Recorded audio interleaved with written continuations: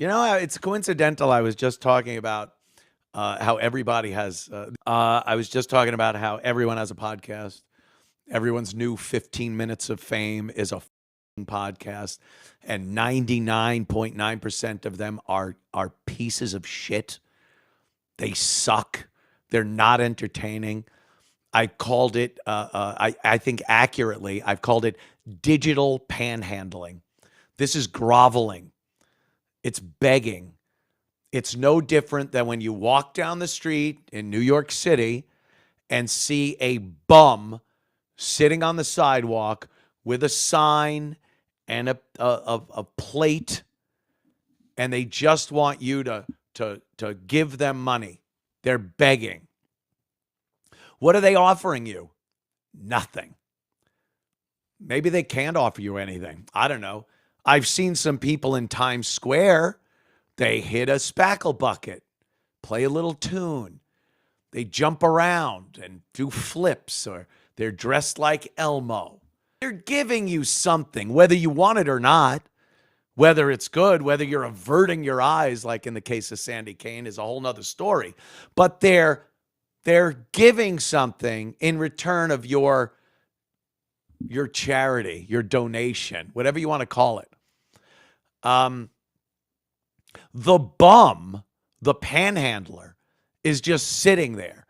And by their very nature of being a lazy bum or a mental patient, that's all they're doing. And they expect you to throw money at them for just that.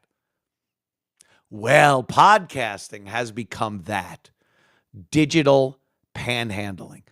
Digital bums sitting there doing nothing, supplying nothing, giving you nothing, and just expecting you to deal out your little super chat change.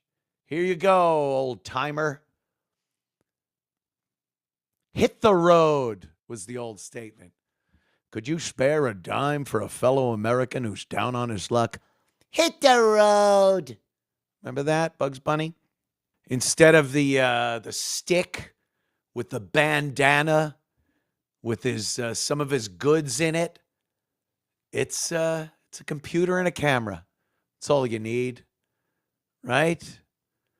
And instead of that little jingle of change in their cup, it's a super chat.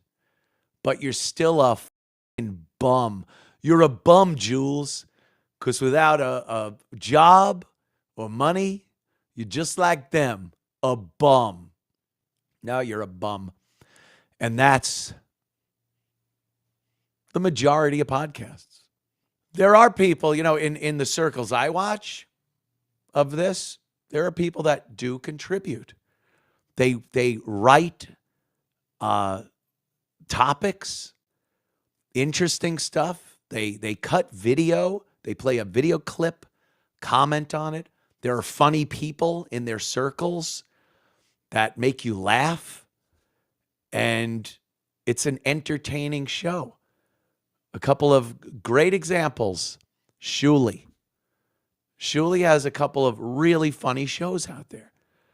Obviously, the Stuttering John thing, that never ends, and it's hilarious. I am involved with that. I apologized last night. I missed my commitment to do Shuli's show last night. I felt really bad about it.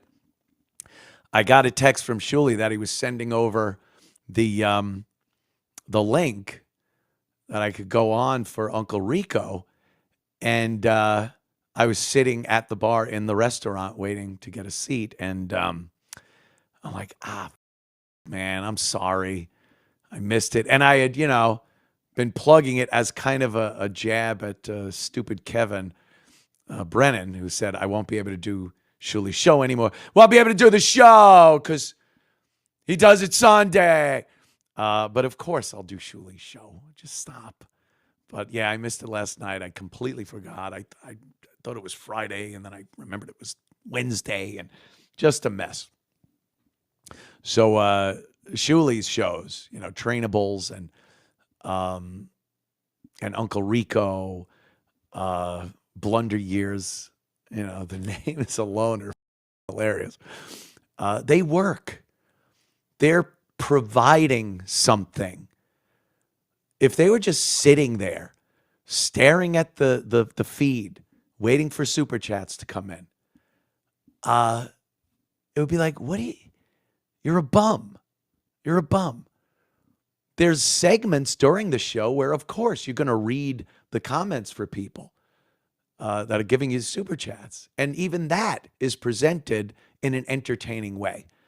You're not just reading a ledger. It's like you're sitting there reading a tax document, your yearly tax form, some of these people. So that's great. And who are these podcasts? Of course, Carl and Company. Carl has great guests. He just does a critique of podcasts. Oh, it's not his own material. He's using other people's podcasts. His own material is the fact that you can't just sit there and play someone else's shit with yourself in the corner and just, oh, look at this idiot. That doesn't work. There's a way you do it. There's something you're supplying in that format, and they do it very well. And when people decide to show their appreciation through giving them money, whether it's super chats, if they're on that platform, or Patreon, or what have you, it's because they are getting something in return. The vast majority of everyone else are bums, digital bums. And, it's Brennan, obviously. I still, I'm not one of these people that say, I don't watch, I don't listen. I think that's such a ridiculous cop-out, phony thing to say. Oh, him? I don't even know what he does. I don't watch it. What's his name? I've never heard it. Bullshit. First of all, bullshit. Secondly, why would I say I don't? I watch all those guys. Not every show, but enough to know what's going on. And from what I've seen, Kevin has just spiraled down into this pit of self-destructive weirdness. It's just, I don't know what it is. Turn on the camera, turn on the chat, and just melt down. Which I will say in a way is entertaining in and of itself, but I don't know if that's his goal. I think he thinks he's providing something there besides that. But it's digital panhandling. He should have an old, broken, dusty fedora and a little piece of cigar. Can you help out a guy who's down on his luck? I'm down on my luck. Opie? I don't know what that is. If he's not talking about me, he's not getting anything.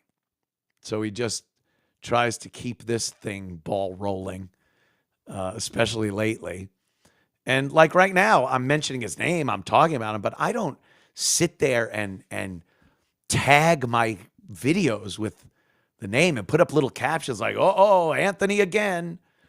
Oh, the Opie and Anthony saga continues. When Opie talks, he writes up his synopsis of a video like there's a third person there, like someone else wrote it. He's writing it. Listen to Opie as he discusses Anthony. And yeah, I'll address Opie when it comes up, but to just depend on Opie for views, for content, I got plenty. There are plenty of things to talk about. I do it every day, and I don't mention him.